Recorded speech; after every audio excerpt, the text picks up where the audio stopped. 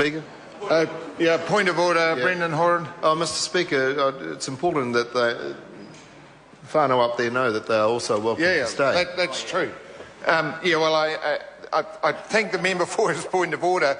I wasn't aware that the members for the second bill were already seated. So if members, they're welcome to stay if they wish to, and I'm not requesting anybody leave. So if I have inadvertently given that message, I do apologise. Members are welcome and there is plenty of room. Okay.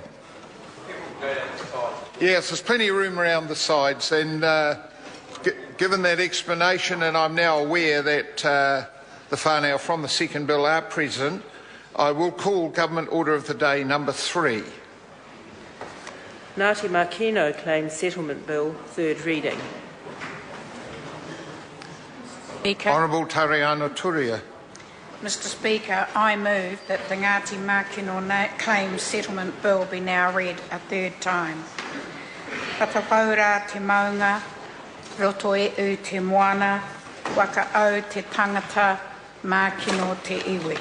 Ka nui te mihi kia koutou Ngati Makino, ko tai tinana mai mō tēnei te pānui mutunga o tō koutou piri.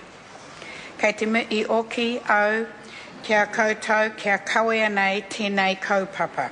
Nō reira, e te takitahi, e te taki tini, tēnā koutou, tēnā tātou katoa. We shift our gaze of focus from Te Kuiti to the land of Ngati Makino, from Lake Rotoiti and Rotomā to the coast. And as we gather here today, never far from our thoughts are those who have carried the mantle for Ngati Makino over a long and arduous journey. We think in particular of the legacy left to us by Kawana Te Kirikau, Koro Tawa, Hoainia Tutahi, Wakarewa Huhunu and others. There is no clearer context for this bill other than that set by Te Ariki Morehu, and so I open with his words before us. Ngati Makino has suffered loss of life, land and authority as a result of egregious Crown action. War and raupatu were inflicted upon Ngati Makino, which destroyed their political cohesion, splitting the iwi and pitting individual and hapu against one another. These deleterious impacts were further compounded by court structures and land laws, which were utilised in a way that eroded the mana, the rangatiratanga and traditional Ngati Makino tribal structures. The cumulative effect of the Crown's actions rendered Ngati Makino virtually landless, as they were stripped of possessions and deprived of benefits that were used to contribute to the wealth of New Zealand. The palpable grief and anger is inherent in the story told by Te Ariki, and one that is too often shared by other iwi.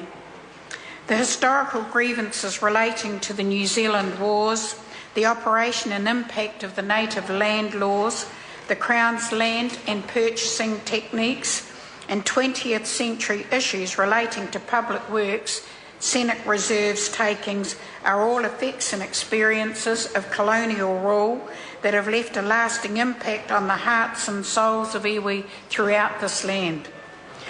But when this story is overlaid with the dire impacts of the Bay of Plenty confiscation, one begins to understand some of the scope of the settlement that we are debating today. By 1992, only 6% of the combined area of the 3 major blocks in which Ngati Makino had interests remained in the hands of the iwi. I need to correct that, 0.6%. 0.6%. Is that fair? Is that just? Is that the promise of Te Tiriti o Waitangi represented today? And we say it is not. One of the most significant aspects of the legislation we will pass through the House today is that the Crown acknowledges that certain actions or omissions of the Crown arising from the interaction with Ngati Makino breach Te Treaty o Waitangi and its principles. The final acknowledgement states that through these acts, the Crown, its ministers and government departments have dishonoured Te Treaty o Waitangi, its principles and its spirit, denigrating Te Mana Motuhake o Ngati Makino. In so doing, the Crown acknowledges that it has brought dishonour upon itself. These are very strong words, and they represent how seriously the Crown understands its obligations to restore peace and justice to the people of Ngati Makino. It now falls time for these grievances to be lifted. The negotiations that have been led by Ahui Mate, Te Ariki Moreu, Morris Mea and Neville Napier have resulted in a series of measures, including that 8 sites of special significance will be transferred to Ngati Makino, totalling 720 hectares. 3 sites will be vested with Roto EU Conservation Forest, Te Koanga, Ngā Porotai o Waita'a A, and a 3-hectare site for a wānanga. Whenua Rāui, over 256 hectares of Lake Rotomā Scenic Reserve. The financial compensation includes $6.7 million quantum and $3.6 million for the delay in settlement.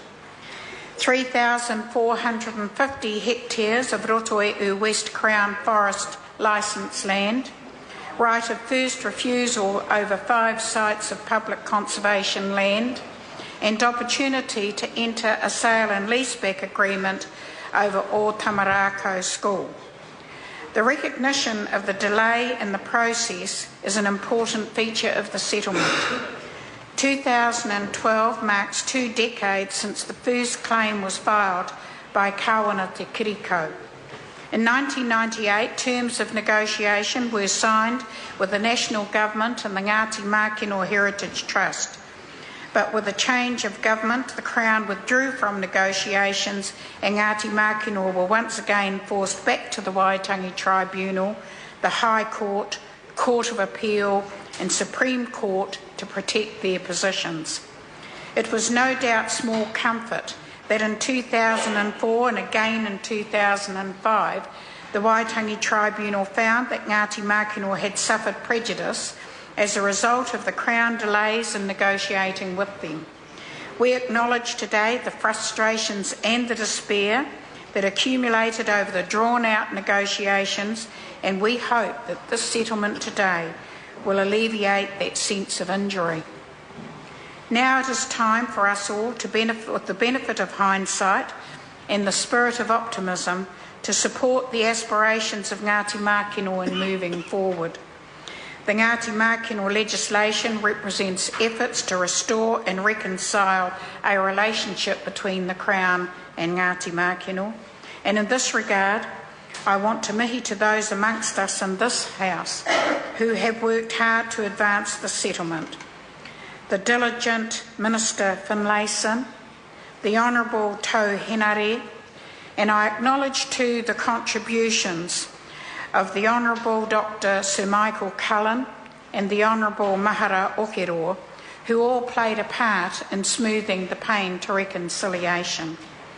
Alongside of the historical account, the Crown acknowledges and the Crown acknowledgements, statutory acknowledgements and the deed of recognition, there is also an investment made in ongoing dialogue. Protocols are to be established with the Ministry of Culture and Heritage, the Ministry of Economic Development and respective Crown minerals. There will be letters of introduction with local government agencies and Minister of Housing. A pathway to the future is charted with a payment of $500,000 to identify social service needs and $1 million for the restoration of 6 marae in the Ngati Makino Rohi. These are all milestones along a journey to move out the processes of settlement and to reconstruct the collective capacity of the people.